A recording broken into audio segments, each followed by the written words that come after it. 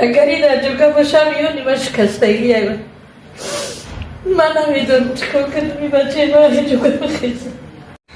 اینا برادرای عزیز، مردمی دست بخیر، چقدر که دیدین این مادر چقدر علم داره، درد داره که فرزندش در جای بیماری بستری است طول چند روز. مادر دیگه شرایطش نمیرسه. از برای الله چند قیق میتونین دستگیریشون کنین. من با شما آسیا بونا هستم.